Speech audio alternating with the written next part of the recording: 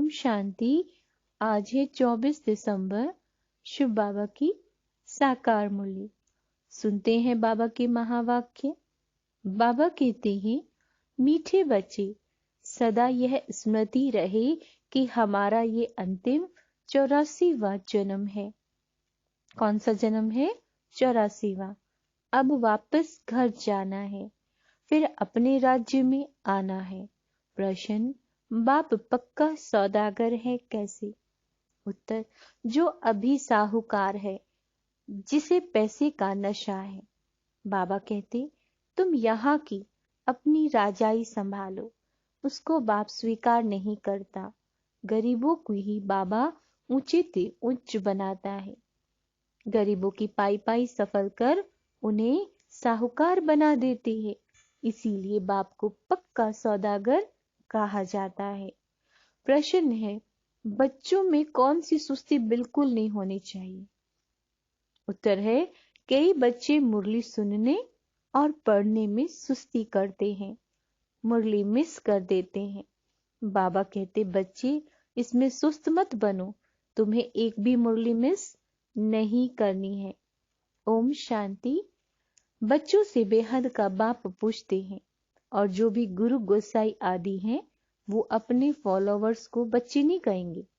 आजकल तो अच्छी अच्छी जवान, बाबा कहते विद्वान भी भाषण करते हैं, वह बुजुर्ग माताएं अथवा पुरुष भी, उनमें लेकिन हिम्मत नहीं आएगी जो कहे कि हे बच्चे। बाबा कहते ये अक्षर वो कह नहीं सकते जो गृहस्थ व्यवहार में हो।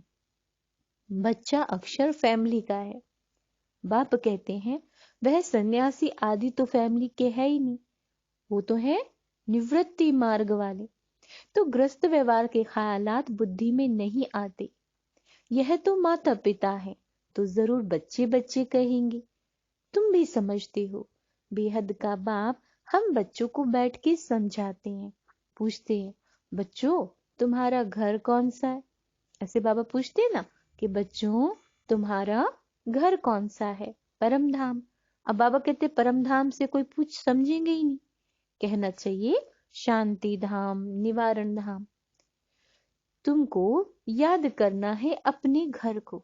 जानते हो बाबा आया है, हमको श्रृंगार कर घर ले जाएंगे और फिर सुखधाम यानी स्वर्ग में भेज देंगे। ये बेहद का सन्यास सिवाय परम पिता परमात्मा के और कोई सिखला ना सके। वह तो हद का अर्थात घर बार का सन्यास करते हैं। यह तो माता पिता है ना, माता पिता घर बार कैसे छुड़ाएंगे? उनका तो धर्म ही है निवृत्ति मार्ग का। जैसे और धर्म है, आर्य समाजी, राधा स्वामी।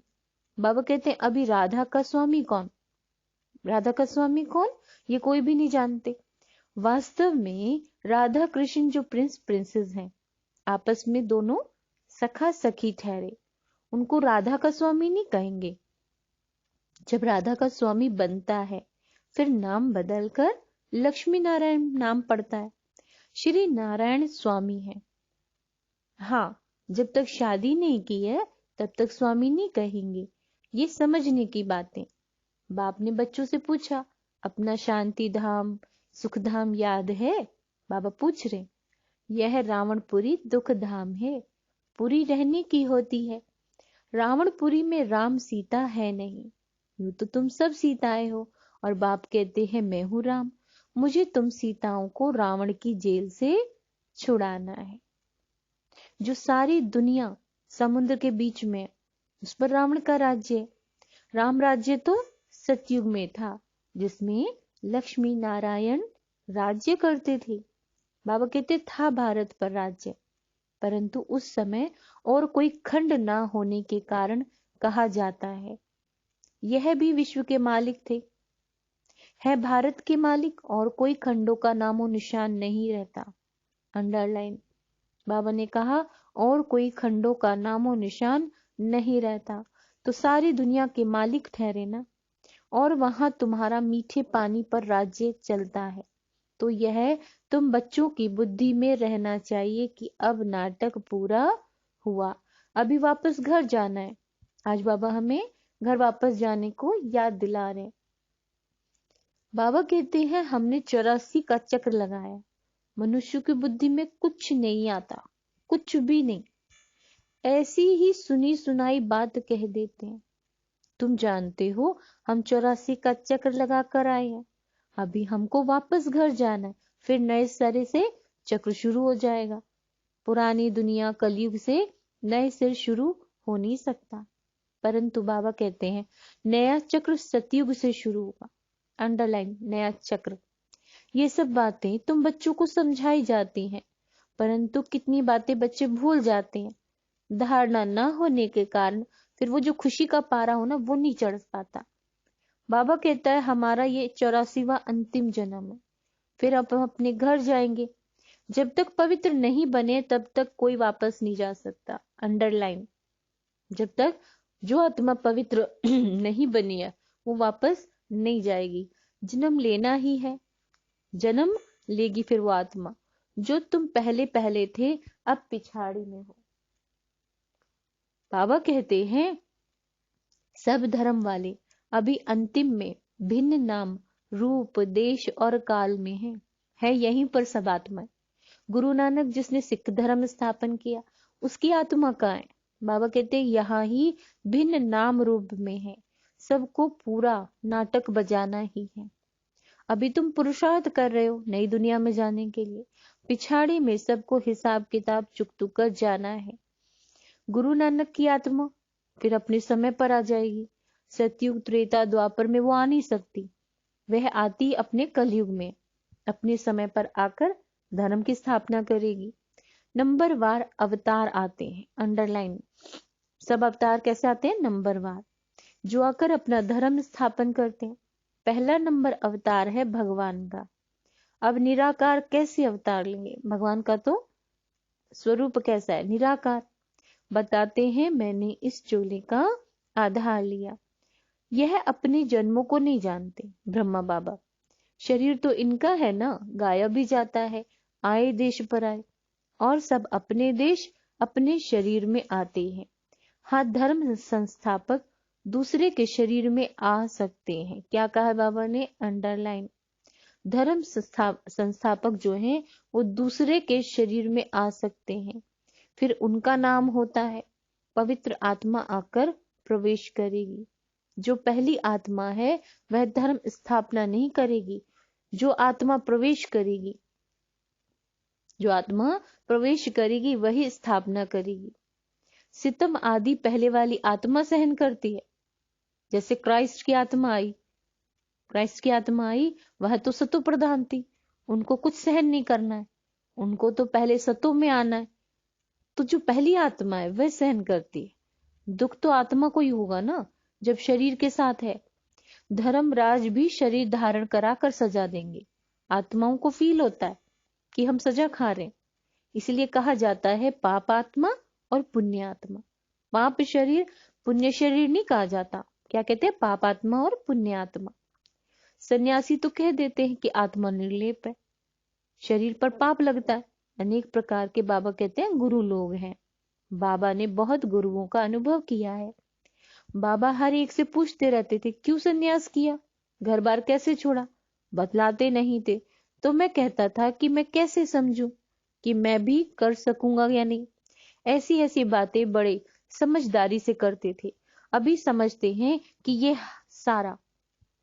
सारा जो मनुष्य सृष्टि रूपी झाड़ है, इसकी जो है ना जड़ जड़ीभूत अवस्था है। अभी फिर से नया शुरू होना है। बाबा कहते प्रलय नहीं होती। क्या कहा है बाबा ने? प्रलय नहीं होती, यानी कि सब कुछ खत्म नहीं होता है। शास्त्रों में महाप्रलय दिखा दिए, बाबा कहते हैं वो तो नहीं होती। कहते हैं श्री कृष्ण सागर में पीपल के पत्ते पे आया, तो बाबा कहते हैं ये सब तो गपोड़े हैं। बाबा कहते हैं मैं तो आता हूं ही आदि सनातन देवी देवता धर्म की स्थापना करने के लिए। हमेशा पहले स्थापना, फिर विनाश और पालना, ऐसे कहना चाहिए। ऐसे नहीं कि पहले स्थापना होगी, पालना होगी, फिर विनाश होगा, है ना। तो बाबा कहते हैं पहले स्थापना, फिर विनाश, फिर पालना। तो कोई सेंसिबल सुनेगा तो कहेगा ये तो तोते मुआफिक पड़े हुए हैं, स्थापना, पालना, फिर विनाश कैसे होगा।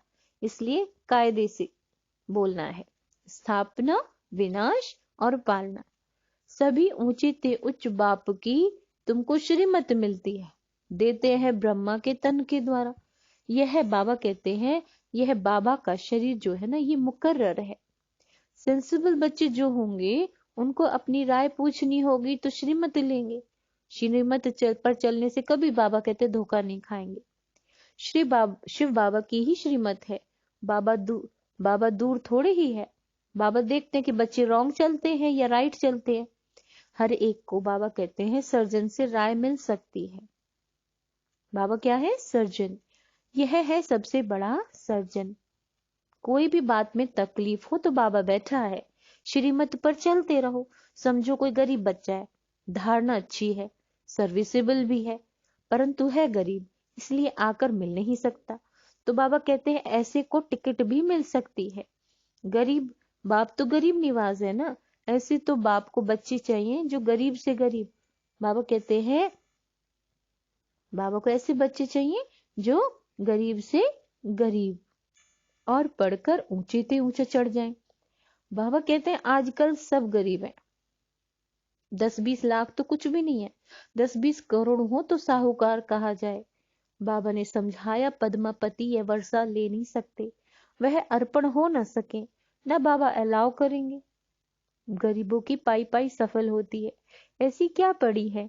यह भी पक्का सौदागर है, इसलिए साहूकार आते ही नहीं। बाप कहते हैं तुम अपनी राजाई संभालते रहो। अब तुम बच्चे जानते हो बाबा आकर सब वेद शास्त्रों का सार समझाते हैं। यह भी बाबा ने समझाया। विष्णु को ब्रह्मा बनने में 5000 वर्ष लगते हैं और ब्रह्मा से विष्णु को निकलने में 1 सेकंड। तो बाबा कहते हैं और कोई ये बातें समझ नहीं सकता। बाबा कितना अच्छा हिसाब समझाते हैं।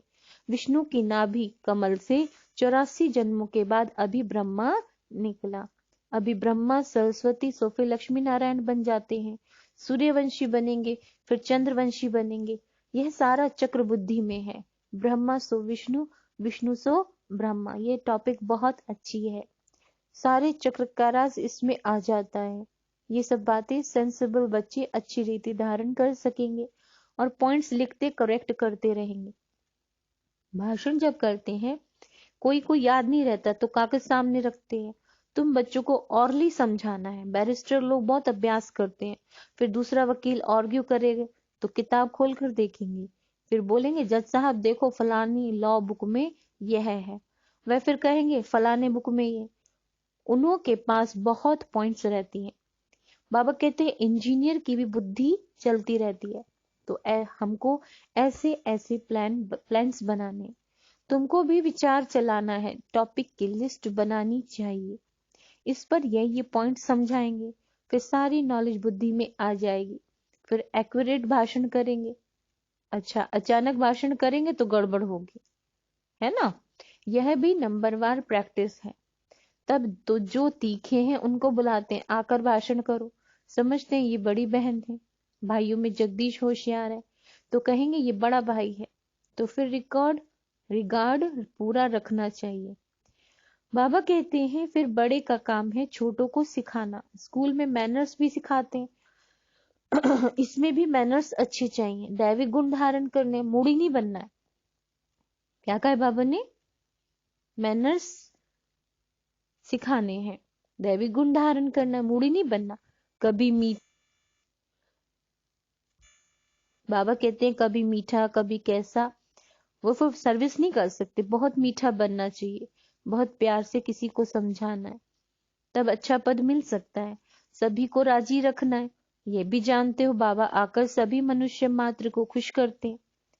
सर्व के सदगति दाता है, सर्व को सुख शांति देने वाला है, प्रेम का सागर है, सुख का सागर है। तुम्हारा बाप है तो बाप जैसा मीठा बनना पड़े। तुम कल्प कल्प बाप का शो निकालते हो। शिव शक्ति पांडव सेना, तुम स्वर्ग की स्थापना करते हो। टाइम लगता है, जब तक असुरी गुण बदल दैवी गुण बन जाएं। आत्मा पर जो जंग चढ़ी है, जंग वह कैसे निकलेगी? योग बल से। जितना बाबा की याद में रहेंगे उतना कट उतरेगी।